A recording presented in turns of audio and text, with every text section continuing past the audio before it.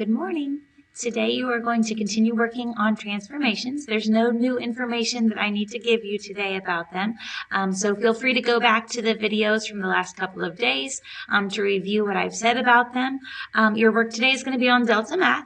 Also, feel free to use Desmos as another tab so that you can try out these graphs and see them visually on there.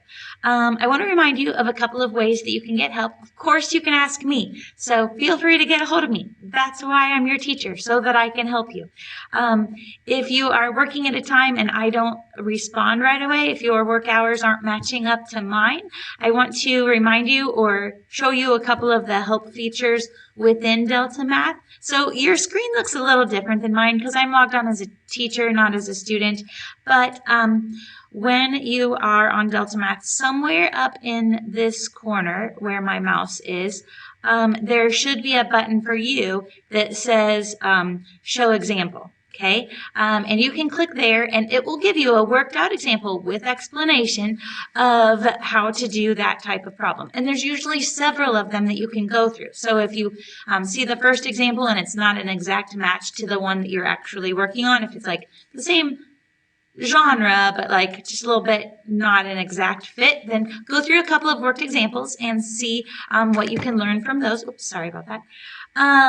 Let's see. Also, there is a section, and I think it's in the same spot for you guys, where you can watch help videos. So it will go through the problem with somebody talking you through the process. So that is also helpful. So those will appeal to two different types of learners. If you're a person who wants to read it, then you're going to like the show example. If you're a person who likes to see it and hear it explained, then you're going to like the videos. Okay, so those are there as a resource for you.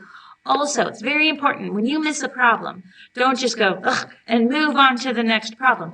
If you've made a mistake, then that is a learning opportunity. That is your brain going, well, I don't understand what just happened here. So you need to give your brain the opportunity to cover that misunderstanding with the correct understanding of the math. Okay, so you need to look at the worked out solution that they give you for that problem before you move on to the next one. Because if you don't, you're just going to do the next problem the same wrong way. We don't want that. We want to learn from our mistakes, and that's okay to make mistakes.